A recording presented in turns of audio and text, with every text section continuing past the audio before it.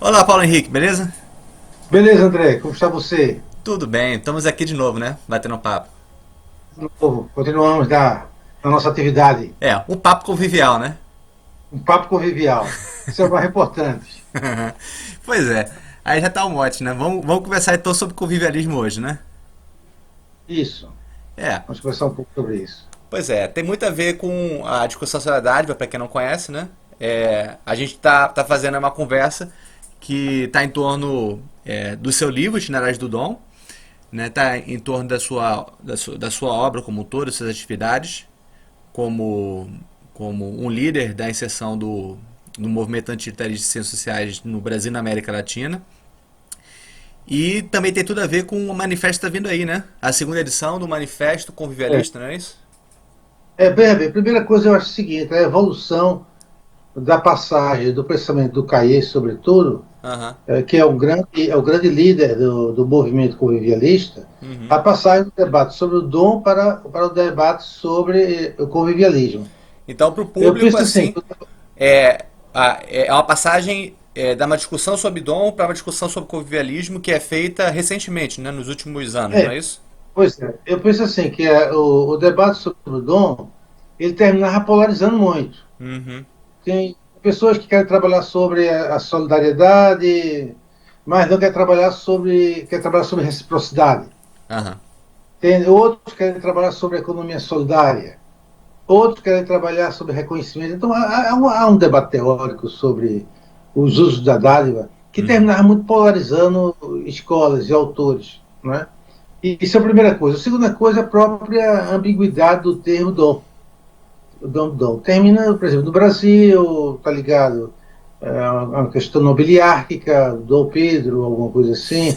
Tá ligado à questão do clientelismo, Eu não fazer esqueço de dom. você contando, Paulo, só pra gente fazer uma rir junto aqui, você contando do livro que você ia publicar, que acabaram colocando um dom na É, frente da. é uma coletânea que eu organizei chamada A Dádiva entre os Modernos. Aham. Não foi essa, foi outra Polifonia do sobre dom. polifonia do dom, Aham. exatamente. Foi lançado pela UFPE.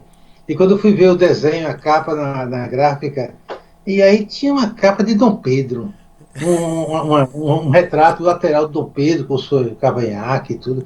Eu digo, minha senhora, o que significa isso aí? Você não estava falando sobre o dom, professor? Então eu achei que era a melhor representação do dom para o seu livro. Eu disse, não, senhor, não tem nada a ver.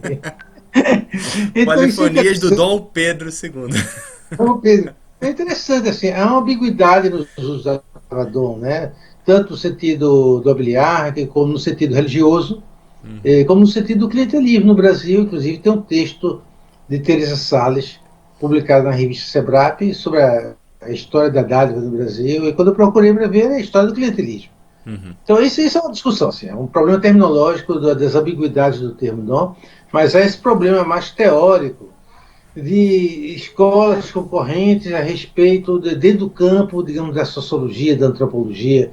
Eu penso que com a passagem para a discussão sobre o convivialismo, do ponto de vista disciplinar, você sai de uma visão abordagem simplesmente sociológica, antropológica, você acha mais avança para uma discussão sobre filosofia política, em diálogo com todas as ciências sociais. Então, isso já, do ponto de vista disciplinar, amplia muito o leque de pessoas interessadas em participar.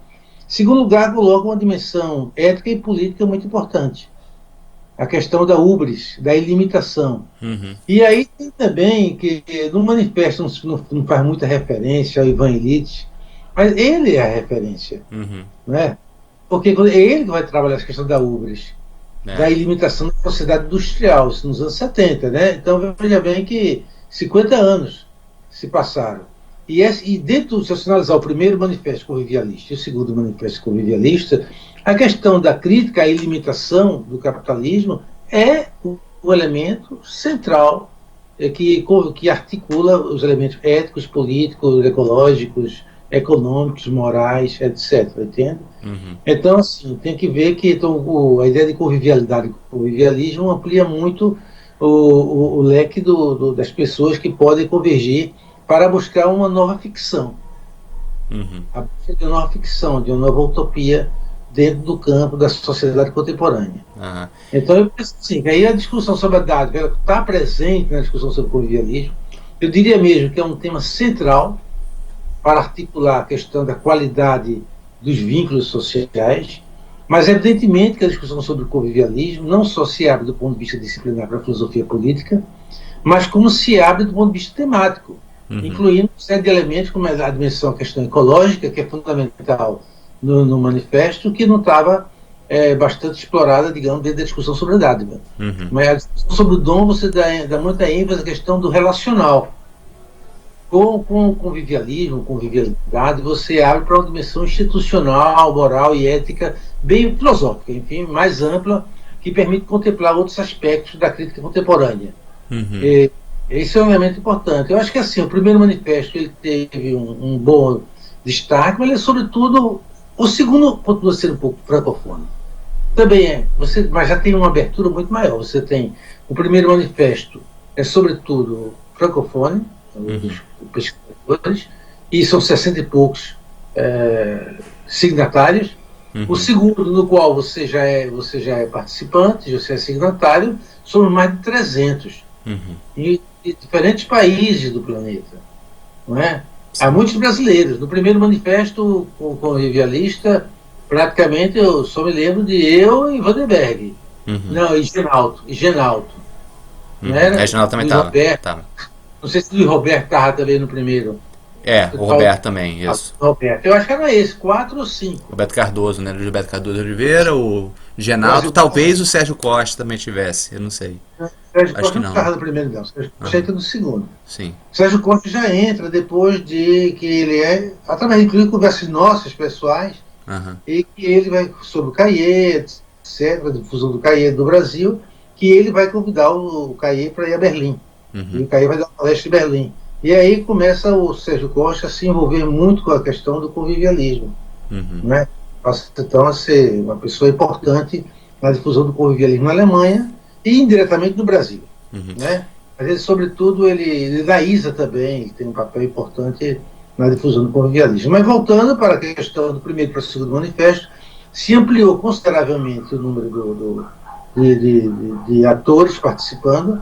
Eu acho que as questões básicas são as mesmas. Filosofia política, crítica e indeterminação do capitalismo, a questão do Thatcher dos anos 80, a questão de que o capitalismo não tem a ver com o social, que o capitalismo ele gera o homem, a questão do egoísmo, o indivíduo ser egoísta, isso já vem da crítica anti-utilitarista, né, e presente já nos estudos sobre o dom. O homem egoísta também está presente em Thatcher, quando ela diz o capitalismo não tem a ver com a questão do social necessariamente.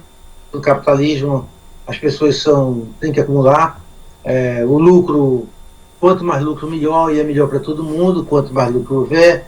Essa é aquela questão do expressivo do Thatcher e do liberalismo dos anos 80, que passa como uma referência para a crítica para a elaboração dos dois manifestos. O primeiro manifesto, falar um pouquinho sobre ele, para o pessoal saber o que se trata, assim, o que é afinal convivialismo, então? Como é que a gente poderia fazer uma definição mínima de convivialismo? Convivialismo é a possibilidade de construção de uma ordem social e política que as pessoas podem, digamos, se confrontar à individuação, que favorece a individuação das pessoas, e que as pessoas são convidadas a se confrontarem nas suas diferenças, mas saberem se consorciar, saberem se aliançar, saberem encontrar caminhos mútuos, caminhos comuns compartilhados para enfrentar os desafios do viver. Então, a questão básica do convivialismo é isso. Como incorporar as diferenças, as diversidades, inclusive a nossa capacidade de se opor sem se massacrar. Um tema que se pega muito do Mousse, que o manifesto está presente no primeiro e no segundo. Como construir uma sociedade convivial, ou seja, uma sociedade em que as pessoas podem se opor seus interesses, mas sem se massacrar. Então, para isso, a questão da limitação do desejo. O desejo não pode ser limitado, né, para que se possa combater a questão da desigualdade. Então, a base da definição do convivialismo é essa. Né? E os princípios são quais? O de comum? Tem aqueles princípios do outro humano. Aham. A questão da individuação, Uhum. né? A questão da individuação, eu não estou me lembrando aqui de cabeça os A tópicos, comum humanidade, né? como humanidade, comum socialidade, Aham. E a oposição né? controlada. E oposição controlada, e individuação. Aham, São é. os quatro elementos que estão presentes, então, enfim, é uma ideia de repensar a ideia do humano, né? Uhum. Porque, digamos assim, que a ideia do humano que está presente, e aí é uma crítica também do Manifesto Convivialista, a ideia do progresso. Digamos assim, que todo pensamento iluminista está baseado no tempo do progresso. E aí tem um humano que é formatado nesse tempo do progresso, no tempo do trabalho, no progresso. É o trabalhador, a valorização do trabalhador, do tempo de serviço, e aí a construção do contrato social, etc. Todo digamos assim, uma moldagem da representação do humano a partir da ideia do progresso, do crescimento econômico. O Uhum. que o Manifesto Convivialista vai dizer que tem um especial pós-crescimento, que é uma tese também clara no debate utilitarista, anti-utilitarista, quando lembramos o Sérgio Latouche, todo o grupo do decrescimento que existe, é um grupo grande, Uhum. e que está presente no segundo manifesto, não sei se no primeiro, no segundo está presente a questão da sociedade, uma sociedade pós-neoliberal, é uma questão fundamental. Os princípios de uma sociedade pós-neoliberal, em que vai se trabalhar a questão territorial, é uma questão importante, trabalhar as comunidades territoriais, mas ao mesmo tempo trabalhar os princípios comuns de todos os indivíduos em diferentes territórios. Uhum. Não é? Assim, o manifesto é amplo, o manifesto deve ter, tem a parte inicial, esse segundo manifesto tem uma parte inicial de uns 15 páginas, que é a apresentação, Uhum. não é? E tem todo o desenvolvimento de mais de 50 páginas do manifesto propriamente dito. Ele meio ele faz meio que um diagnóstico das crises que tá acontecendo, né? Econômica, ambiental, política e tudo mais. E ele fala do esgotamento das ideologias modernas, né? O liberalismo, o Sim, anarquismo, o é bem isso, socialismo. né? A sociedade convivial, ela deve abandonar a discussão do socialismo, a questão do comunismo, a questão do anarquismo, a questão do liberalismo clássico, Uhum. não é? Para se fundar uma outra sociedade, um outro modelo de convivência dos tempos atuais, ou seja, uns tempos que de profunda desigualdade, profunda injustiça, muita violência, Uhum. e desintegração dos modelos tradicionais de organização da política. Um elemento importante que é tocado no manifesto é a questão que tipo de democracia, que é um tema que você vem trabalhando muito, inclusive publicando nesse sentido, e o manifesto trabalha a questão que democracia nós queremos de fato. Então vai trabalhar a crítica da democracia representativa e a busca da democracia mais participativa, enfim, mais localizada, mais aberta ao confronto de desejos e de possibilidade de construção de uma humanidade comum. Uhum. E mais, Né? com caráter mais associativo, né? É, Mais associativo. é. A questão é saber como. O que me preocupa nessa discussão é saber como a gente sai da ideia, porque uma coisa que o manifesto traz é a questão de que, 40 anos atrás, nos anos 70, ninguém iria imaginar a questão do neoliberalismo, digamos assim, que o keynesianismo era muito forte. A questão do uso do aparelho estatal, do Estado na modernização econômica, dentro, sobretudo, de um formato nacional, da economia nacional, da sociedade nacional, e o papel do Estado nacional. O keynesianismo é muito forte. Até os anos 70, 80, eu diria que até hoje as esquerdas nacionalistas são muito impregnadas ainda de um keynesianismo disfarçado ou explícito, que é a ideia do Estado retomar a sua capacidade de intervenção para organizar a economia. Eu diria até que no governo Lula, do PT, esse keynesianismo de esquerda, o pensamento chamado heterodoxo dos economistas, fortaleceu o BNDES, o Estado, políticas econômicas, hoje fortaleceu como chama, as empresas de vanguarda, né? Como aconteceu na Coreia do Sul, também na Coreia do Sul deu certo, de certa forma. Uhum. As grandes empresas coreanas, em indústria automobilística, de informática, elas são considerando essas empresas de vanguarda, essas empresas que o Estado apoiou muito. Então aqui eu havia essa pretensão de apoiar as empresas de vanguarda e conhecemos um pouco as dificuldades de implantação de um modelo, dado os condicionantes culturais totalmente diferentes, pensando no Brasil e Coreia. Mas o importante é o seguinte, que essa ideia do keynesianismo era muito forte, Ninguém imaginava o que iria acontecer a partir dos anos 80, essa ideia de abandonar a tese do Estado, a liberação do mercado, não é? E questionamento dos fundamentos da democracia. Uhum. Isso é muito atual no Brasil de hoje, quando a gente imagina que a posição dos banqueiros, dos grandes empresários, depois desse depoimento nazista do ex-secretário de Cultura do Bolsonaro, você vê que os bancos, a reação dos bancos não tem nada a ver com isso. Desde que não mexam desde que faça as reformas que a gente queira e mantenha os interesses que a gente tem, exatamente. Tá tudo ok. Se tem democracia, nazismo, não nos interessa. Pô, na Alemanha do Hitler era a mesma coisa. Uhum. Os banqueiros eram convictos também. Desde que não mexam A questão é o seguinte, que não dá para pensar um mercado sem suas implicações sociais, Uhum. né? E políticas. Não dá para imaginar que o sistema financeiro ele pode funcionar de costas para as mudanças da política, né? Uhum. Ele pode manter esse discurso da neutralidade enquanto tiver sob controle os movimentos sociais, né? Se a crise não levar à rua os movimentos sociais. Quando levar à rua, eles são obrigados a mudar. Então, no Brasil, atualmente, a posição deles é o seguinte: se é um governo de direita ou de esquerda, desde que não mexam nos interesses dos bancos, da política bancária, né? Então, veja bem, aí mudou tudo. Ninguém imaginava que houvesse uma mudança tão rápida. E eu penso que a questão do convivialismo, de retomar um pouco um grande movimento intelectual que seja capaz de impactar de algum modo na política. O que me preocupa um pouco, André, é se isso não fica só com mais uma retórica acadêmica. Uma carta de princípios sem conexão com as práticas, né? As práticas. Eu vejo assim, que houve um esforço de ampliação. Se você passar 63 signatários para 360 signatários, acho que é por aí, houve uma inclusão enorme. A perspectiva de publicação de livros, tanto aqui no Brasil, estamos já vendo na Argentina, estamos vendo no México, estamos vendo em outros países da América Latina, na Espanha, está sendo organizada a publicação. Na Itália deve ser de novo. Já saiu na Itália, já saiu, na França foi lançado agora, a perspectiva de lançar na Alemanha, enfim.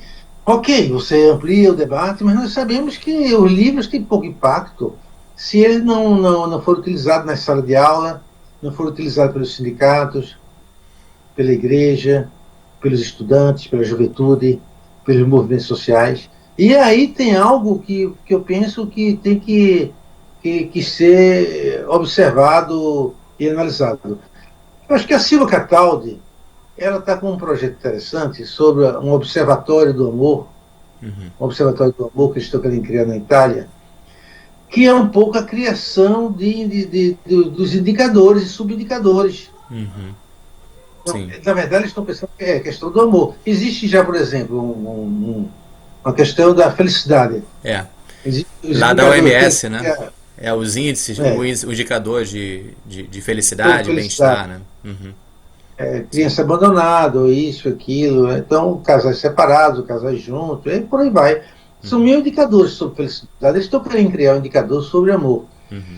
No meu entender, tem que se criar os indicadores sobre convivialismo. Para subsidiar a passagem do debate acadêmico para um debate político propriamente dito. Ou seja, que possa ser decodificado e apropriado pelos professores, pelos militantes, pelos sindicalistas, pelos partidos. Política pública, né? O que seria uma política pública convivialista? Né? Pois, não é? Se você não cria os indicadores e metodologias para a aplicação do convivialismo, você termina gerando mais uma boa ideia e termina não tendo impactos práticos, entendeu? Eu acho assim que a ideia do bem viver, que agora está um pouco, todo mundo está falando mais. Como houve um golpe na Bolívia, as pessoas não estão querendo mais falar desse assunto, mas eu acho que é um assunto importante. O indicador a utopia do bem viver é fundamental, está aí, ela existe. Mesmo que houve um governo de um golpe de Estado, ela existe. E ela foi fundamental para a implantação da modernização política e econômica e institucional na Bolívia, né? a questão da participação das comunidades, a questão da natureza, a questão ecológica, a questão de repensar o Estado plurinacional, não é? Então você tem muitos ganhos que não deve ser jogado fora a questão da discussão sobre bem viver. Acho que a discussão sobre bem viver deve ser sempre conectada com essa discussão sobre convivialismo, porque acho que são experiências que não podem ser esquecidas. São experiências fundamentais para se avançar. E eu penso que eles avançaram um pouco na discussão sobre os indicadores do bem viver. Aí tinha a ver com a questão territorial, a questão do poder territorial, das comunidades, a questão do meio ambiente, a questão da etnicidade, a questão da plurinacionalidade. Eles tinham indicadores práticos que eram importantes e que permitiu se avançar com a reconstrução de um Estado plurinacional que, infelizmente, foi golpeado agora por vários motivos que só os futuros historiadores vão desvendar totalmente, mas certamente tem a ver com a geopolítica dos Estados Unidos, desestabilizando toda a América do Sul para poder liberar o mercado com relação aos controles administrativos e políticos e avançar na exploração dos minérios, da agricultura, das terras, etc. Né? Essa questão de o celeiro de matéria-prima, né? A velha questão colonial, a organização do celeiro de matéria-prima, e para isso tem que desmontar todas as reações políticas contra esse projeto do mercado. Então, assim, a gente tem que pensar que o caso boliviano continua sendo o maior interesse para pensar o convivialismo como um projeto prático. Você falando da busca de indicadores, eu lembrei do trabalho do Genalto, né, do nosso amigo, né, que ele ele traz a discussão sobre gestão e solidariedade, também desenvolvendo uma mandala de avaliação de sustentabilidade de organizações, né, pensando, é uma busca realmente de estabelecer indicadores, formas de avaliação de gestão que mostre, né, que tente identificar o que seria uma gestão bem-sucedida do ponto de vista da solidariedade. Né? Aí mobiliza questões sobre gestão social, sobre etnocontabilidade. Eu acho que é um caminho, né? No âmbito da economia, é um caminho de você dizer aqui, ó, consigo identificar aqui que tipo de modelo de empresa ou de economia pode ser vista como dentro de um paradigma convivialista. Exatamente. Repensar o sentido da política, né? Porque a gente está discutindo a questão da democracia, mas dentro de um modelo do Estado, existência de um Estado, de políticas públicas, como está montado atualmente. Mas o que nós estamos observando, que é o desmantelamento do aparelho estatal, das grandes ferramentas que os Estados nacionais têm para organizar as políticas de desenvolvimento e modernização, no caso do Brasil. Você imagina a privatização da Petrobras, da Caixa, do Banco do Brasil, que significa, na prática, o BNDES, extinção do BNDES, significa desaparecimento de um projeto de país. De um projeto de país. Então tem algo mais profundo, que não é só a discussão da democracia, como a gente vinha fazendo, em termos de representação e participação, tem um problema novo, que é saber se de fato existe possibilidade de se construir um projeto de sociedade nacional. Nesse momento da globalização em que o mercado está desorganizando as ferramentas das periferias. Essa é uma questão crucial, que talvez seja diferente quando pensamos nos países europeus, ou os Estados Unidos, o Canadá, o Japão, a China e países da África e da América Latina. É que talvez o projeto para esses países seja mesmo de desmontar os modelos de Estados nacionais que foram constituídos, na medida que, como diz aí a direita bolsonaristas, todo funcionário público é comunista, né? Então você tem que acabar com, que é um argumento, você acabar com o aparelho estatal, desmontar a política pública, desmontar a política de desenvolvimento, você ideologiza a discussão sobre a ideia do aparelho político para poder desorganizar o aparelho político.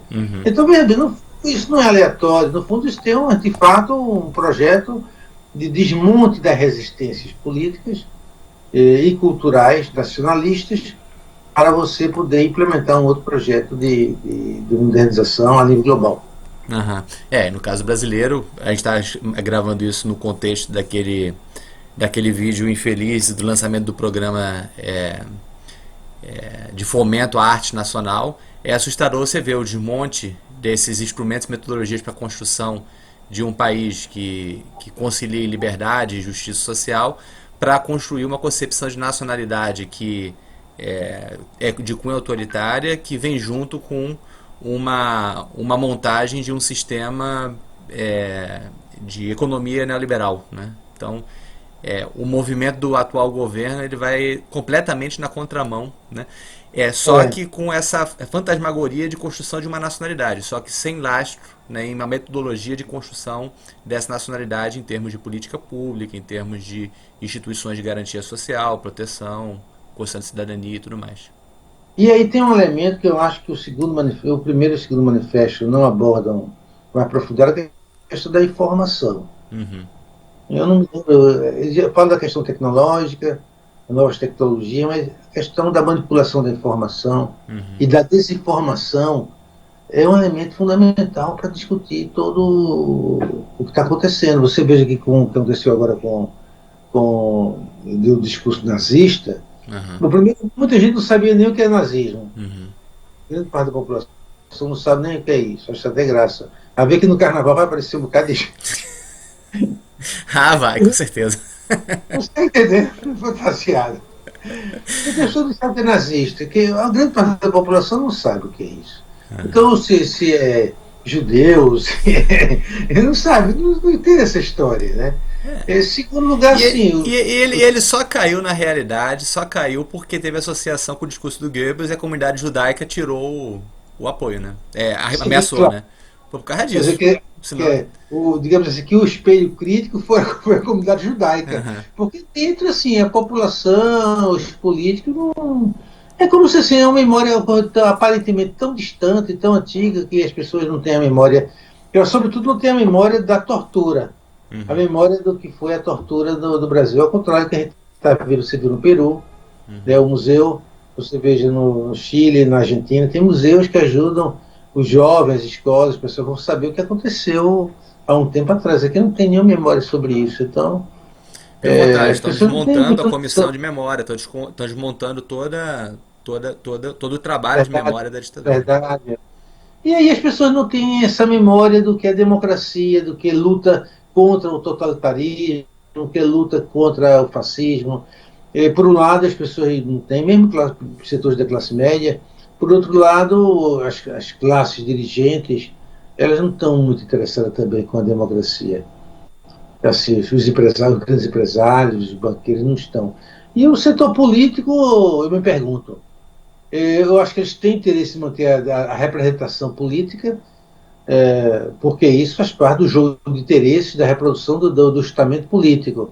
De manter o que a gente chama de democracia representativa, interessa ao estamento político por causa de sua reprodução, né? Sua lógica de reprodução. Acesso a clientelismo, acesso a recursos, etc, etc.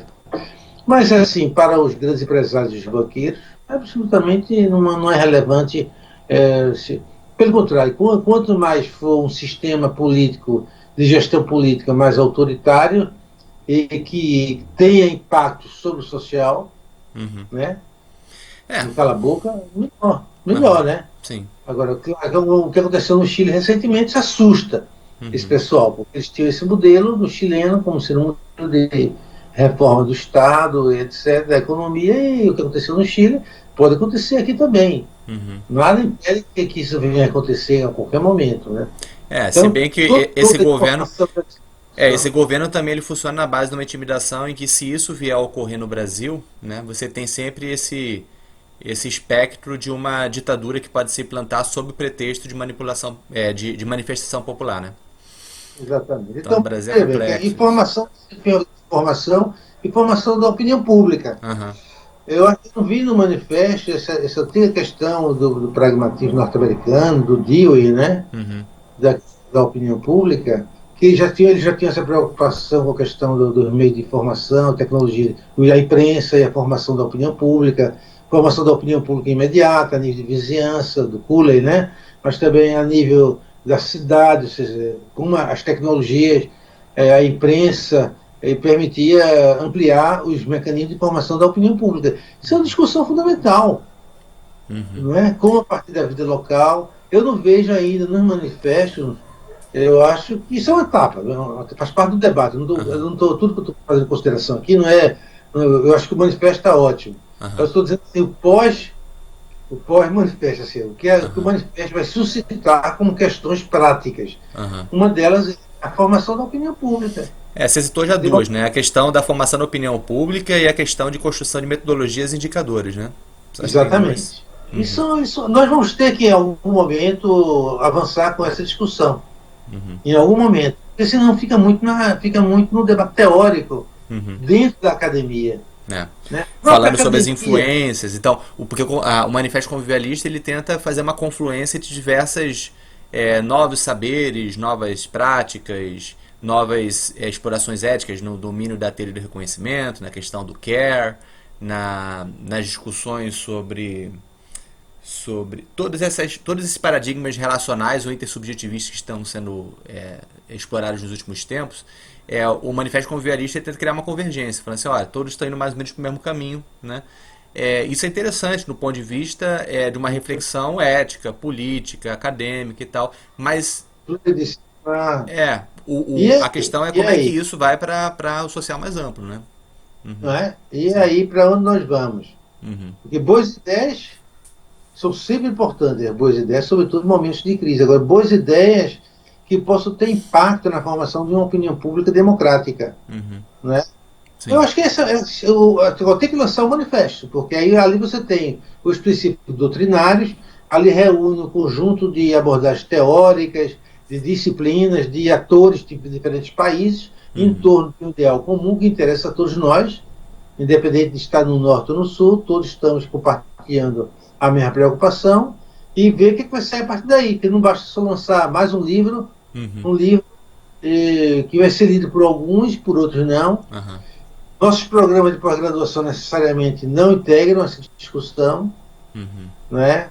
Então tem outra questão, que é um outro debate paralelo, a formação dos grupos de poder. uhum, No poder que tem seus interesses próprios em termos ideológicos e financeiros, uhum, de reconhecimento, etc, etc. Então se formam grupos de intelectuais, corporações intelectuais, e às vezes eles são avessas a essa discussão, porque tentam sobreviver como pode, né? Com uhum. as bolsas, com financiamentos, com o concurso público, com as cátedras, e tentam sobreviver. Faz parte também, o mundo intelectual, acadêmico também está bem comprometido com tudo isso aí, né? Aham. Né? Então temos assim um problema que não é só a academia na sua inocência tentando se recompor e o mundo da política, da economia, perdido na ubris, entendeu? Eu Aham. acho que essa ubris também está dentro do sistema acadêmico. Ah, tá, não, o Né? Rubens, a Rubens Você tá já no pensou academia também. sobre isso, né? Está Aham, bem dentro do sim. sistema acadêmico. Isso é uma questão que também poderia ser mais explorada, E você tem porque um esboço aí de manifesto, né, que a gente pode ir aos poucos ir desenvolvendo, né, mas aí já é para um outro momento é, futuro e tudo mais. é isso que Aham, eu digo. Nós estamos aqui trabalhando assim, as possibilidades de explorar aham, o segundo manifesto para em termos das nossas atividades acadêmicas militantes. aham. Né? Senão a gente fica muito para sair da abstração, do excesso de abstração. Né? E da sua perspectiva, como é que a gente pode pensar a inserção desse debate e também a sua repercussão prática no contexto brasileiro e latino-americano nos próximos anos? Assim, quais são as estratégias em jogo? O que eu estou bolando, eu conversei com o Caê, conversei com o Sari, presidente da ISA, conversei com o Jaime Rios, presidente da ALAS, já conversei com o Pedro Ortega, da Global Foundation, da República Dominicana, onde vai ser realizado o próximo Congresso da ALAS. Uhum, É a ideia de um seminário convivialista na República Dominicana no próximo ano, uhum, certamente lá para setembro, outubro do próximo ano.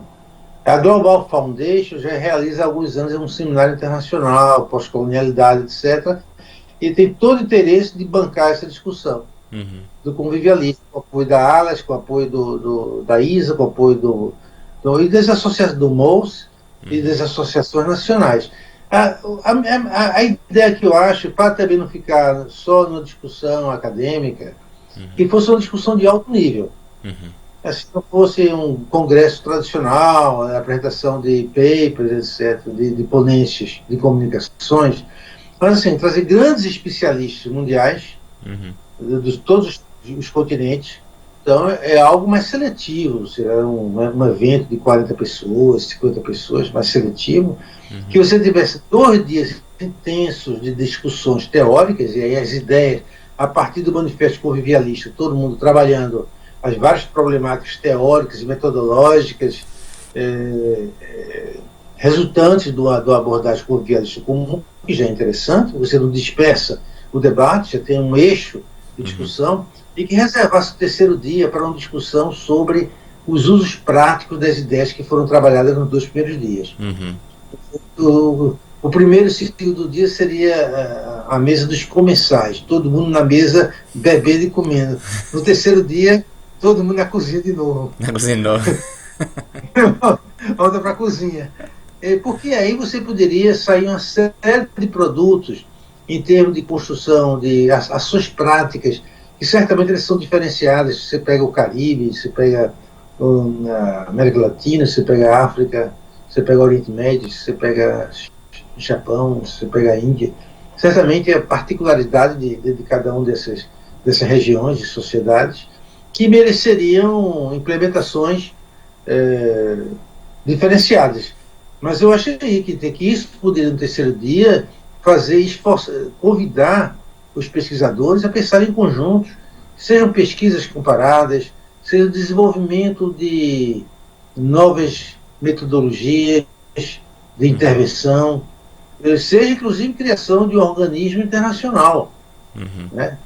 Um organismo internacional para poder pensar, como aconteceu você pensar que o surgimento da Organização Internacional do Trabalho, né, Mundial do Trabalho, a OMC, né, a Organização Mundial do Trabalho, a questão da ONU, foram ideias que surgiram no guerra, no contexto catastrófico, e que a questão do humano, a questão do social, tudo isso apareceu naquele momento. De certa forma, se você consegue implicar em algum momento o trabalho acadêmico com os políticos mais comprometidos com a questão democrática e também com outros setores da sociedade civil, você pode pressionar a formação de uma entidade mundial. Uma entidade mundial para regular os conflitos da distribuição do capital. Aí você tem uma esquerda americana que é muito criativa atualmente, né? Que tem um movimento de esquerda que é criativo de mundial, no plano político, etc. No Brasil temos também. E precisaria que o debate acadêmico ele também atinja o plano político e o plano do movimento social. Então, eu imagino que esse congresso de Costa Rica, de São Domingos, possa se reservar um dia só para trabalhar isso, o grupo de trabalho. Um grupo de trabalho vai trabalhar a questão da comunicação, da mídia, não é? O outro vai trabalhar a questão da formação da opinião pública democrática, o outro vai trabalhar a questão dos indicadores de implementação de políticas públicas, o outro vai trabalhar as estratégias políticas a nível internacional para a formação das redes colaborativas envolvendo acadêmicos, intelectuais, políticos, etc. Porque se você reserva um momento para fazer isso, o debate fica sempre recorrente no plano das boas ideias, entendeu? Então tem algo que a gente tem que resgatar do que aconteceu na época do século XVIII, né? Você imagina, naquela época os clubes literários e o café eram também lugares de formação de uma opinião pública. Então tinha ali, naquela reunião daqueles clubes literários, tinha senhoras, tinham desempregados, você tem trabalhadores, você tem intelectuais. Aqueles clubes literários, o que o Habermas fala sobre a formação da opinião pública? Não? Você tem gente de todo tipo, tinha todo mundo ali dentro. E é que dali, cada região daquela impregnava a formação de redes dentro da sociedade organizada ou desorganizada, enfim, da esfera social ou informação, a partir de não só dos acadêmicos. Não eram só os grandes intelectuais, Voltaire, que estava ali reunido, não. Ali era uma reunião que saía se espalhando em vários segmentos, nas famílias, nas comunidades, no meio rural, urbano. É como Aqui fazer isso, né? a gente tem que ter cuidado com isso, hein? Uhum. Como fazer isso, né? Né? Esse que é o ponto. Aham. Como fazer isso? Eu acho que isso exige um grupo de trabalho para se voltar para fazer proposições sobre isso. Uhum. É o que eu imagino os desdobramentos que a discussão do Manifesto Convivialista pode ter. Ou Uhum. seja, você faz 2 dias de trabalho teóricos, incluindo intelectuais e personagens de vários lugares do planeta, e depois você tem um dia de trabalho só com grupos de trabalho organizados sobre temas específicos que possam servir para aprofundar a operacionalização do convivialismo. Uhum. O Caí está entusiasmado com essa ideia. Uhum. Ele acha que é uma ideia. E o Caribe é interessante porque a área da colonização, né? Uhum. 16 ilhas, 5 línguas que se fala ali, né? Inglês, francês, holandês, espanhol e crioulo. Se não tiver outro, se não houver outro, né? E aí você tem ali um espaço simbólico importante para se pensar a questão do convivialismo a nível mundial. Isso é Uhum. uma ideia imediata que surgiu, que tem pessoas interessadas para realizar. Eu vejo que o pessoal da República Dominicana tem interesse. Uhum. É bom, o Caribe, dá uma projeção também ao Caribe. Eu acho que a Alas tem interesse nisso. Eu acho que os atores institucionais, o Bolsa, o ISA tem interesse. Então, assim, mas agora vamos saber como é que vai fazer a partir de agora. Uhum. Para mim, eu estou sempre pensando em a operacionalização de certas ideias. Uhum. Porque todo dia nasce com uma boa ideia, entendeu? Todo dia eu tenho uma boa ideia. Todo dia nasce uma boa ideia, todo dia morre uma boa Eu ideia preciso que não descartar fez de mais nada do que imediato. ser uma boa ideia. A família descarta de imediato. Vamos para a praia hoje? Ah, não, pá. Acabou com uma boa ideia. Então, tem que saber com as suas ideias operacionalizáveis. É boa ideia que nós temos, né? Eu acho que a gente vai ter muito ainda o que pensar e o que fazer o que fazer para que essas boas ideias que estão no Manifesto Convivialista se tornem realidade, né? É. Acho que tem bastante coisa. Acho que primeiro a gente tem que ter o manifesto. Desapropriado. Oi? Ter o manifesto Desapropriado. publicado e se apropriar dele, né? E eu acho que o Ateliê de Humanidades tem um papel importante aqui no Brasil para criar algumas estratégias de discussão sobre o manifesto. Uhum. Que não seja só a divulgação do manifesto, mas como a gente podemos implicar o pessoal do meio ambiente, Uhum. né? Sim. Os verdes Uhum. brasileiros, o pessoal do trabalho, Uhum. Sim. né? Assim, diferentes segmentos como podem ser envolvidos nessa discussão do manifesto convivialista, Uhum. criando diferentes grupos que possam dar sua contribuição para ir produzindo outros documentos, Uhum. outros textos, né? Eu acho Sim. que é assim que o manifesto vai se espalhando. É quando ele é apropriado por diferentes grupos de atores sociais e institucionais, né? Uhum. Sim. E até a própria ideia que você falou de uma revitalização da esfera pública, né, tentando se inspirar e renovar a ideia de esfera pública liberal do século XVIII e XIX, dos cafés e tudo mais, eu acho que isso tem muito o que ser feito ainda e eu quero bastante cabeça pensando sobre isso, né? Porque a estratégia hoje em dia, no âmbito da formação da opinião pública, é fazer uma conciliação entre uma atividade virtual, né, utilizar as redes sociais e tudo mais, né, bem utilizadas também, mas sem se deixar levar pela retórica vazia que se torna viral, e fazer também uma atividade que é bem difícil hoje em dia, né, de manter espaços de encontro entre pessoas para lidar com essas questões, pensar junto e tudo mais, né? Se perdeu um pouquinho isso nos últimos 20 anos e a questão é como que recuperamos, né? Exatamente. Eu acho que o sistema acadêmico, ele também, nós já discutimos sobre isso, né, em outra oportunidade. O sistema acadêmico brasileiro, ele também terminou se fechando, dentro do espaço de poder que ele organizou, em termos Uhum. de recursos, financiamentos, bolsas, universidades, programas, ele terminou se fechando um pouco em copas, Uhum. né? E aí corre o risco de ser deslocado Uhum. se não houver uma reação. Mas eu não vejo assim, dentro dos programas que eu conheço, com os colegas acadêmicos, de fato, essa preocupação com esse deslocamento que está acontecendo, uma consciência sobre o deslocamento Uhum. que está acontecendo. Porque isso pode tornar um terremoto. Uhum. Se você olhar direitinho, né? É o carro de Jaguará, né? É. O carro de Jaguará vai pegando velocidade, né? Ele Aham. vai pegando velocidade na descida do Guidas, Aham. aí se ele perder o freio, ele vai embora, né? Uhum.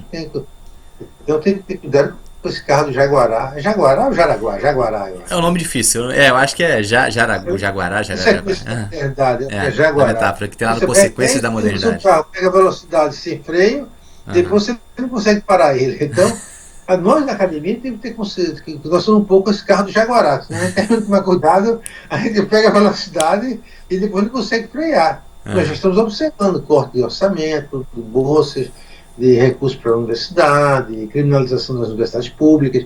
Há uma série de indicadores importantes aí para a gente observar como o pensamento acadêmico ele vai se revitalizar dentro desse contexto atual. Uhum. É, E aí vamos. tem, Uhum.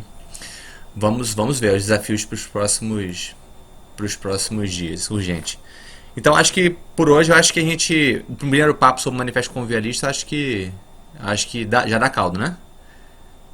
já deu Quer caldo. fazer alguma observação antes pro Só, pessoal ou só, tipo? só observando que tudo que nós estamos falando aqui não constitui absolutamente uma crítica ao manifesto, se constitui pelo menos uma valorização das possibilidades do manifesto a Aham. partir dos seus usos. Ou Aham. seja, a divulgação do manifesto implica sua apropriação pelos atores Sim. e seus usos práticos.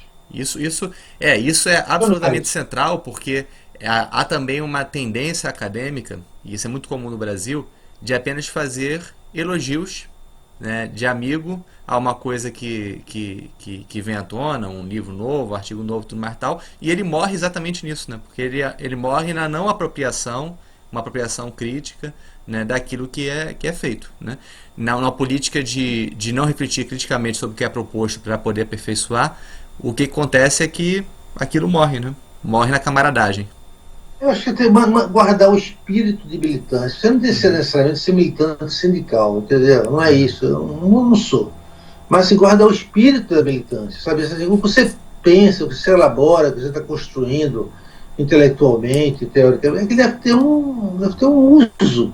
Em Uhum. algum nível, você um uso em termos de pesquisa fundamental, mas tem um uso em termos de pesquisa fundamental, Uhum. né, filosofia do conhecimento, ok, mas que você tenha um uso que não Uhum. seja só um exercício recreativo, Uhum. É. não é? Sim, e numa situação em que os sindicatos enfraqueceram, né, e eles tinham esse papel, e partidos políticos também, é tentar pensar também em viabilidade de instituições que consigam encampar essas coisas que as instituições do início da nossa modernidade do século XX tinham e hoje em dia não perderam, né? Perderam essa função, né? Isso, Uhum. isso, é isso. Beleza. Então, vamos lá. Vamos lá, Vamos torcer trabalhar. agora pela publicação do Manifesto Convivialista no Brasil, né? Aham, vamos Inclusive, lá, vamos trabalhar para que ele saia logo logo, viu, pessoal? é para isso, né? Aham, vamos lá. Então, Vamos lá. valeu, Paulo. O segundo episódio dedicado ao convivialismo termina e a gente vai ainda ter muitos outros episódios tratando sobre outras coisas. Muito grato, André. Foi um prazer estar com todo o grupo aqui que faz o Ateliê de Humanidades. Eu vejo como um grupo de vanguarda. Estou colocando vanguarda entre aspas, Aham. repensando, ressignificando a ideia de vanguarda, como um grupo que está pensando as alternativas para a construção de um pensamento da prática. Uhum. Sim. Claro, E para isso o trabalho é diuturno, é o tempo todo, porque não é fácil, né? YouTube. Tem um experimentalismo do John Dewey aí em prática o tempo todo. Isso. Beleza. Beleza. Valeu. Um abração, Um pessoal, abraço, e André. até.